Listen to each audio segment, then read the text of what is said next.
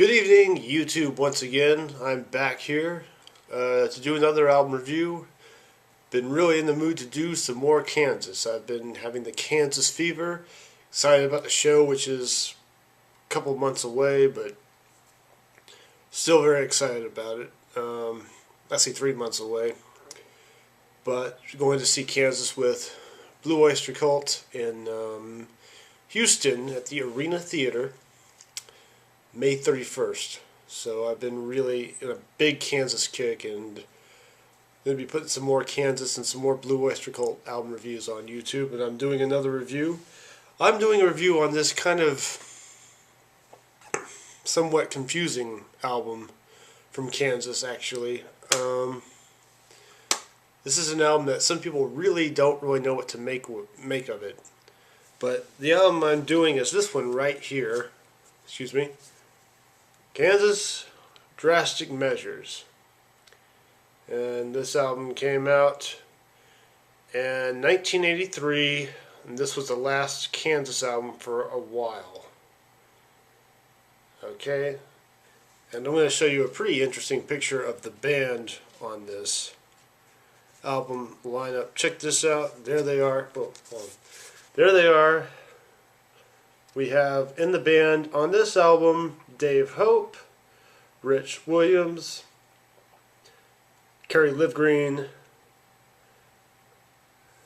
Phil Ehart, and we have newcomer John Elefante. Wow. Check out that hair. He looks a little bit like Neil Sean in that picture, but I think Elefante is much cooler. Okay, so let's get started with the album. This was recorded and released at a very confusing time in Kansas's life.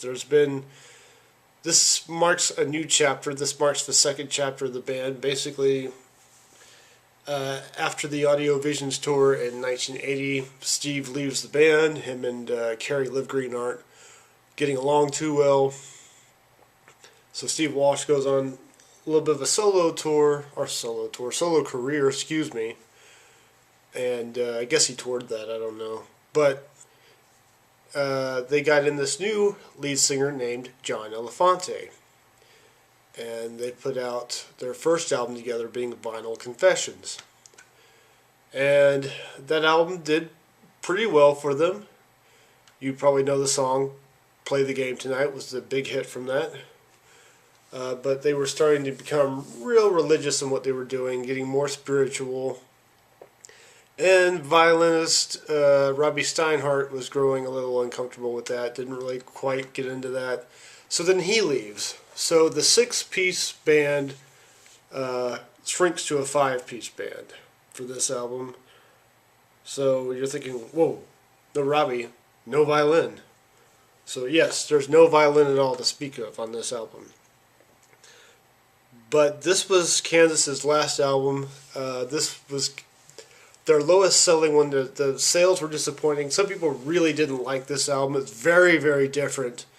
This is not your daddy's Kansas. This is not what you're known on with Carry On Wayward Son and, you know, albums like Point of No Return. This is definitely a very different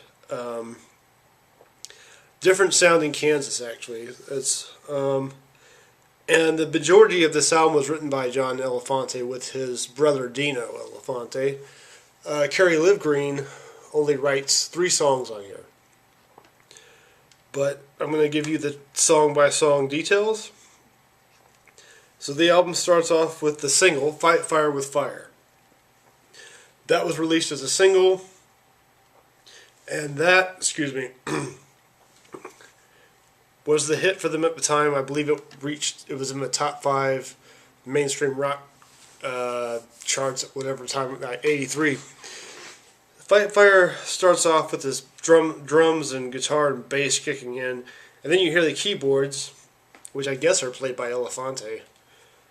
Elefante or Livgreen, I don't know who's playing what keyboard part, but it's real rocking, and it's a really cool song. I really like Fight Fire with Fire. I know I'd heard this somewhere before. I don't remember if I heard it on YouTube or if I just heard it sometime some time ago in my life. But Fight Fire with Fire is a really good opener. This one's really good. If you haven't heard that song, it's on YouTube. Check that out. And so that's song number 1, Fight Fire with Fire. Number 2 is Everybody's My Friend. This was the second single from the album. And it starts off with harmony vocals going, hello, hello, which reminds me so much of Hello Goodbye by the Beatles. That's the first thing that comes to mind. But this is an upbeat pop rocker. This is really pretty upbeat.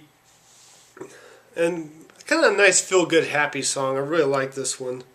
This one's really good. Everybody's My Friend is another really killer song on this album. I really like this one. So Everybody's My Friend is another good winner on here. I can barely talk tonight. Then we go into Mainstream. Now, Mainstream is the first of the 3 on this album that Kerry Livgren wrote, which is about... It's the anti-establishment of the rock and roll business. It's about how he was against people going commercial, selling out, whatever you want to call it. And I think in some ways he probably felt that John Elefante was trying to go in that direction. But at the same time, Kerry was losing interest in Kansas. And he was writing more songs, kind of more on the spiritual side that he was saving for another band in the works called AD, which came right after this. Mainstream is really a really great rocker. It's real upbeat, kind of poppy rock.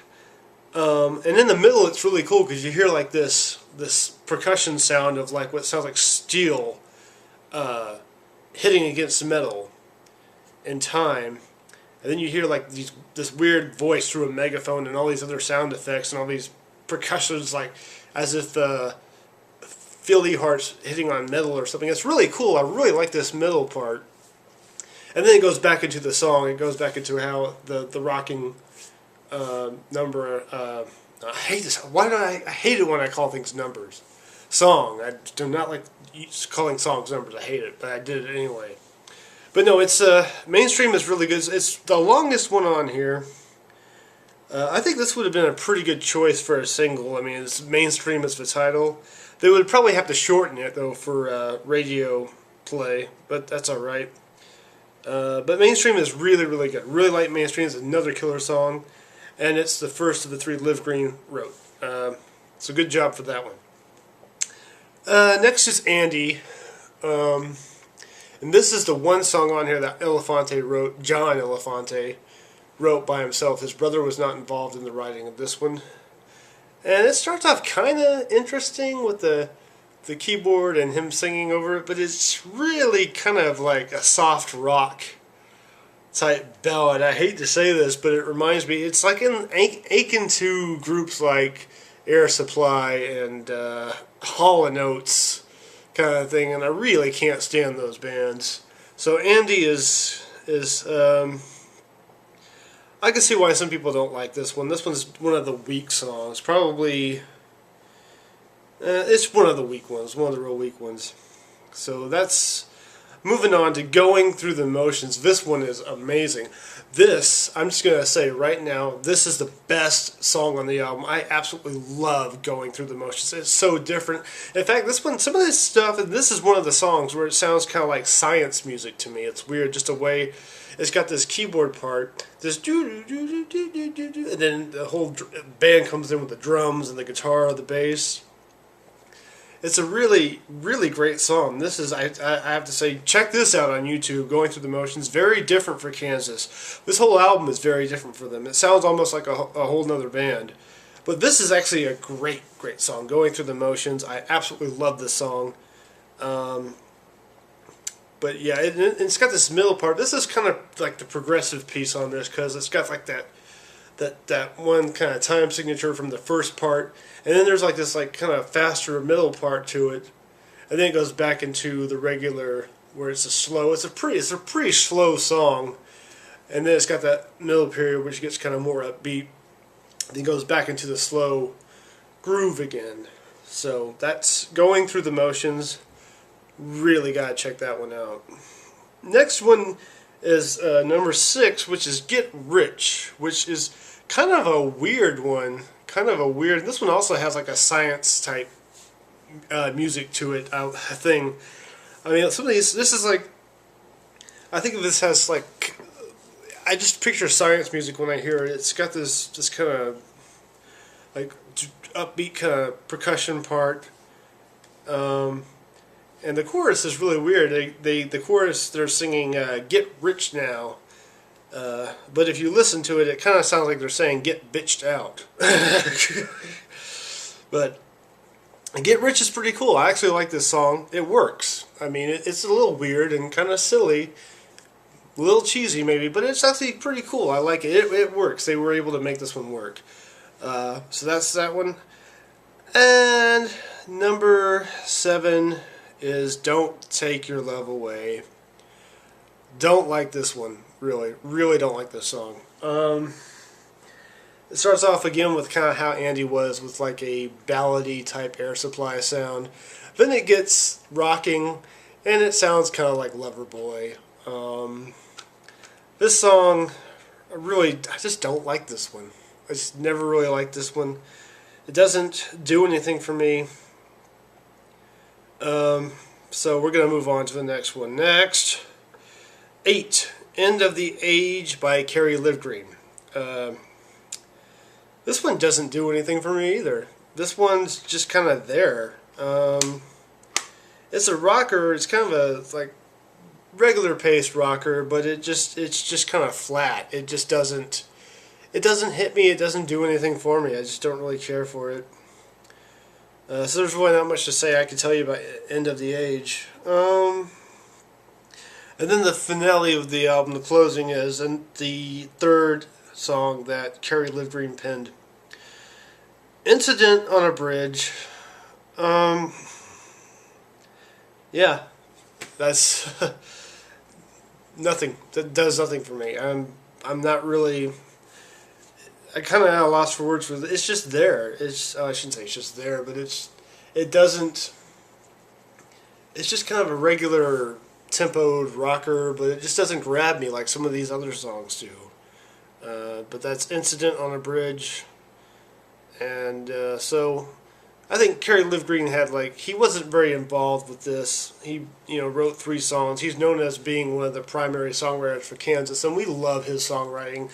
We love the multi-talented, multi-instrumentalist Kerry Livgren, the wizard behind the keyboards, the guitar, the songwriting. We love Kerry. He's one of the reasons why we think Kansas is so great, but you could tell he wasn't into it on these last 2 songs. He was able to get a great one with Mainstream.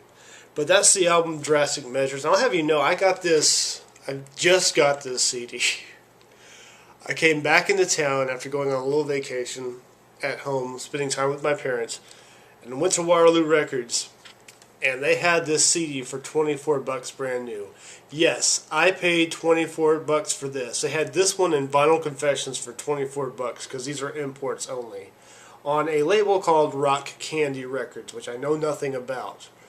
But inside this CD there is a essay with some quotes by John Elefante. Really interesting essay. Definitely read this if you're a Kansas fan and you don't have this album, or if you don't have it on CD, get this on CD. But yeah, I didn't buy Vinyl Confessions. I could only afford one of them, so I bought Drastic Measures, and bought it because I am a sucker for Kansas. Of course, I'm going to pay $24 for an album I haven't heard before, just because I love Kansas. But that's Drastic Measures. This album is this is the one I kind of think of as the bastard child in the Kansas discography. People don't really know what to do. The title is very fitting for the album, Drastic Measures. Very different sound. The violin's definitely gone. Steve Walsh is long gone. Robbie and Steve are nowhere on this album. John Elefante basically took over. And it's very 80s. Yes, it's 80s. Yes, it's a little cheesy. But it's not a bad thing. It's different. Some people might think this sounds a little bit too much like Foreigner or Loverboy. And trust me, I hate those bands. I can't stand either one of those bands. But the thing is, it's not Foreigner and Loverboy. This is Kansas. It's very different, but But that's not a bad thing. They were trying a new sound, and of course, if you're going to get people who leave and new people that come in, it's going to be different.